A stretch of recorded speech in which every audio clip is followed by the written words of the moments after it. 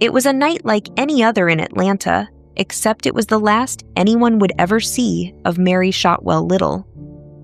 A groceries run, a friendly dinner, a stroll to the car in a busy mall parking lot, and then the vanishing. No struggle, no note, nothing. And now, almost 60 years later, the mystery only deepens. It's October 14th, 1965. 25-year-old Mary Shotwell Little, a newlywed living in Decatur, Georgia, leaves her job as a bank secretary at Citizens and Southern Bank.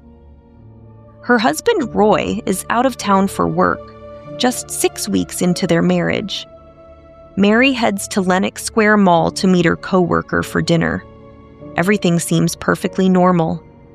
She stops at the Colonial Grocery for dinner party supplies, eats at the cafeteria with her friend, and grabs a few items at Rich's department store. At 8 p.m., she says her goodbyes. "I'll see you in the morning."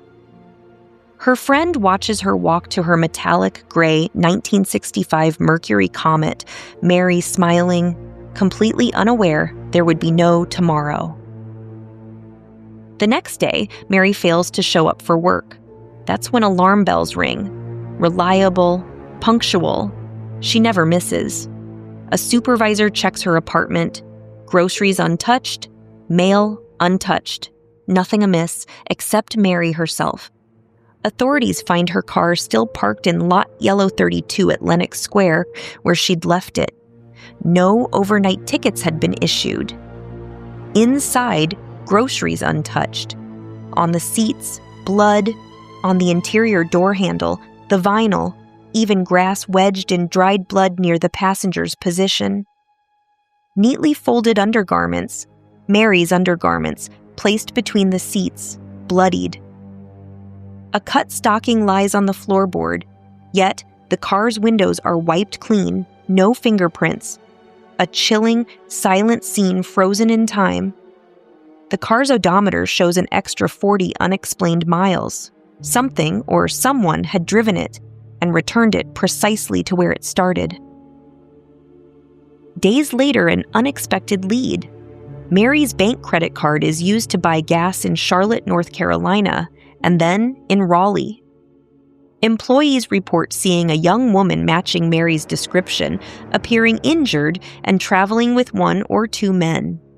She doesn't get out of the car. The signatures match Mary's. Signed as Mrs. Roy Little Jr. The miles and dates don't fit together easily. Her car wasn't driven to North Carolina. Did someone forge her card? Was she there? Or is it a cruel ruse? Her coworkers reveal odd behavior in the weeks before her disappearance. Mary became wary, afraid of being alone in her home or car. Strange phone calls arrived at work. One coworker overheard her saying things like, "You can come over to my house anytime you like, but I can't come over there." She received red roses anonymously. Something, or someone, was unsettling her. A hidden admirer? A threat? We don't know. As the investigation intensified, the public weighed in. Thousands of volunteers, pilots, custodians, even inmates, scoured Atlanta. Rewards were offered. Tips flooded in, though none led to Mary. Then, 2 years later, a haunting echo shook Atlanta. Another bank secretary, Diane Shields, is found murdered, suffocated in her car trunk. She had worked at the same bank, lived with one of Mary's roommates. Some whispered she was probing Mary's disappearance and paid the price, but no connection was ever proven. 2 unsolved stories linked by workplace and terrible coincidence. Speculation runs rampant. Some say it was a stranger abduction, opportunistic criminal, maybe. Others believe she knew the person, explaining the staged car and undergarments. Hooded lovers? The so-called Dixie Mafia?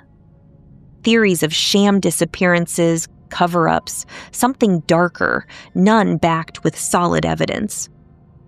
Mary's husband, Roy, had a solid alibi, but friends didn't like him, and he refused a lie detector test. Was that a deliberate choice or hurt pride?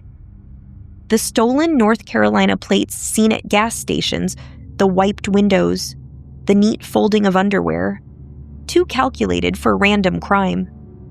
Some dismiss it all as conjecture, only layered lies without a body. 2 women vanished from the same bank, 2 decades apart, both cases unsolved. No body, no court case, just unanswered questions and heartbreak. Mary Shotwell disappeared from view, but not from our minds. If you know anything, or remember something odd from back then, no matter how small, come forward. Some mysteries crack open when the right person speaks up. Until next time, thank you for watching Missing Persons Archives.